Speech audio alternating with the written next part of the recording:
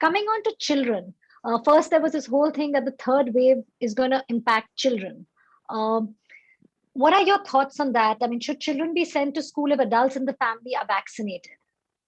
Okay.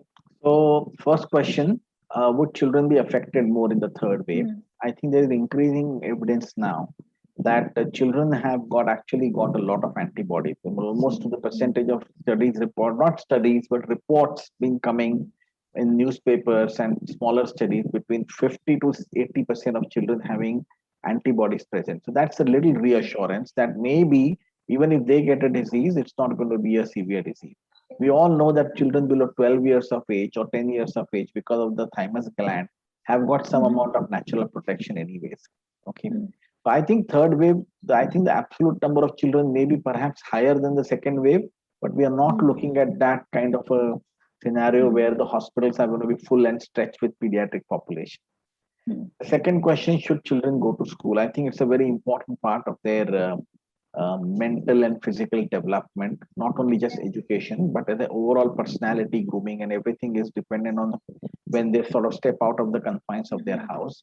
So it's important for them to go to school. But it's not just the parents who should be vaccinated. In fact, it's the teachers, the other staff which is going to be in the school. They all have to be vaccinated.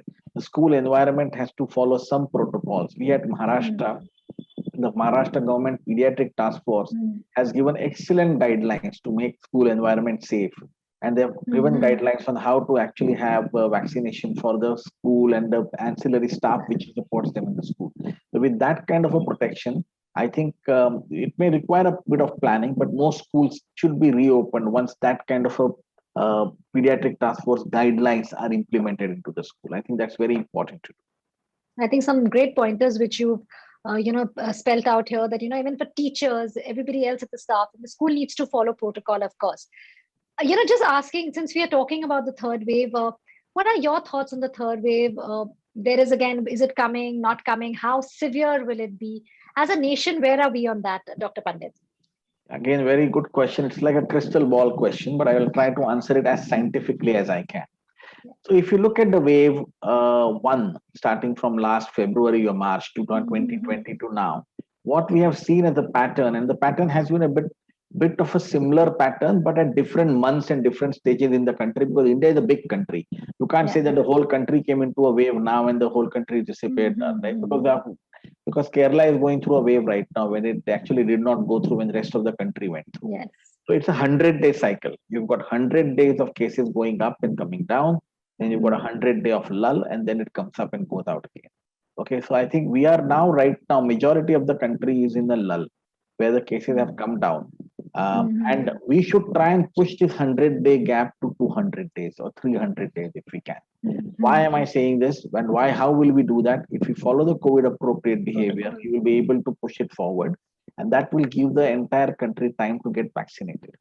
And if we can get our 70 or 80% of the people vaccinated over the next 100 to 120 days, then even if the wave, if it comes, the effect of it will be so blunt that we will not feel the pain of it. It will not disrupt our day-to-day life. Now, currently, we have the pace at which we are vaccinating and the rate at which the COVID-appropriate behavior is going down in the people. I think we are not helping that 200-day cause. We are actually still wanting it to come at 100 days. So the third wave will come if the COVID appropriate behavior goes down and the vaccination is not complete. When it will come, you can calculate around 100-day cycle and say it's going to be in September, October, November. I honestly don't know, and I think no doctor or epidemiologist in this world will be able to predict it. But what I'm saying is that as much as we can push it forward, it will be beneficial for us. Yeah, because that gives us that time. It actually, prolongs it. Correct. Like you absolutely said, it gives more people to get time to get vaccinated. And COVID appropriate behavior, वही, अपने mask पहनिए, हाथ धोइए, sanitize yourselves, don't go into crowded places. I think that's something we do not need to let go. So that's very, very important.